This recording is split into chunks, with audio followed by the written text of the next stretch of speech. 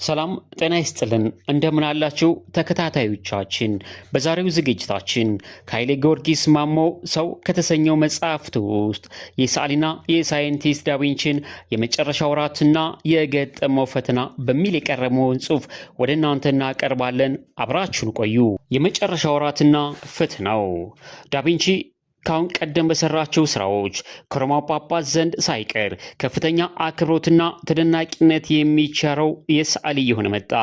ይኸው የላቀ ጥበባዊ ስራው በአንድ ወቅት ከፍተኛ ፈተና ውስጥ ግን እንዲገባ አደረገው። ይህ ጥበባዊ ስራው በዓለም ዘንድ የዳቪንቺን ማንነት በውል ያሳየና ያሳወቀ ብሎም ዛሬ በሀገራችን የዚህ ስዕል ቅጂ በብዙ የክርስትና እምነት ተከታዮች ቤት ተሰቅሎ የምናየው የመጨረሻው እራት የተሰኘው ነው።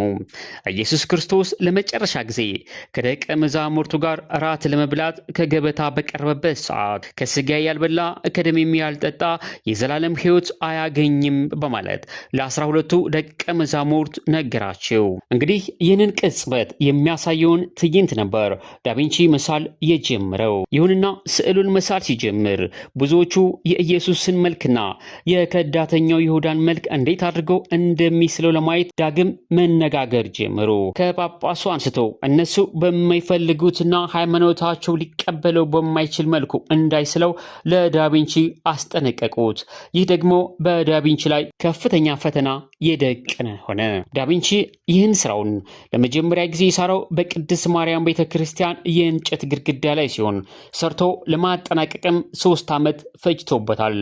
ከዚህ ጊዜ ውስጥ አብዛኛውን ጊዜውን የፈጀበት በሚላን ከተማ እየተዘዋወረ ኢየሱስ ክርስቶስና ይሁዳን የሚመስል ሰው በመፈለግ ነበር። ከ1495 መጨረሻ አንስቶ እስከ 1498 መጀመሪያ ባሉት 3 ዓመታት ውስጥ ይህንን ስዕሉን ቢከውንም ሁለት ነገሮች መጨረስ ግን ተሳነው።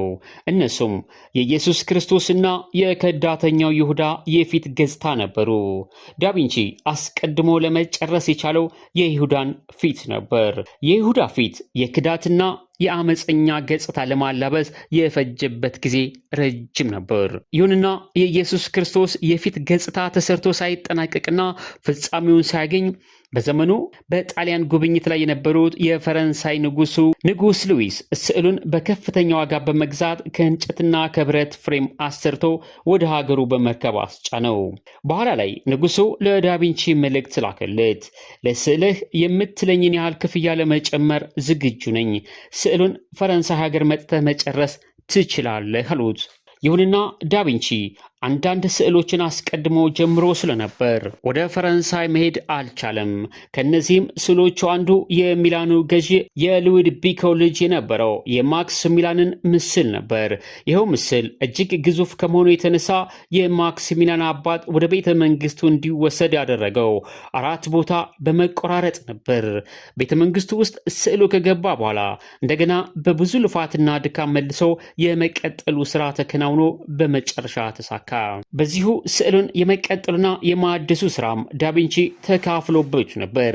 ዳቪንቺ የመጨረሻው እራት የተሰኘውን ስራውን ለፈረንሳዩ ንጉስ ከሰጠ ከወራት በኋላ ወደዚያው ተጉዞ የኢየሱስ ክርስቶስን የፊት ገጽታ ለመጨረስ የበቃ ቢሆንም የሃይማኖት መሪዎች አትኩሮት አሁንም እንዳልተለየው የተገነዘበ ይመስል ነበር። በመሆኑም ሌላ ጥበባዊ ችሎታውን በማከል የኢየሱስ ክርስቶስን የፊት ገጽታ በከፊል ዘንበል ያላድርጎ ሳለው። በዚህም አምላካዊ ትህትናውን፣ ርኅራኄውን በጥበባዊ ክህሎቱ በበቂ በማሳየት ይህን ታላቅ ስራውን በሰላም ፍጻሜ እንዲያገኝ አስችሎታል። ምንም እንኳን በጊዜው በግድግዳው ላይ ስዕልን መሳል የተለመደ ነገር ቢሆንም በዚህ አስሳል እጅግም ያልሰለጠነው ዳቪንቺ የተጠቀመበት የቀለም አይነት ከእንጨት ግድግዳው እርጥበት ጋር ታክለው ገና በሕይወቱ እያለ ስዕሉ መበላሸት ጀምሮ ነበር።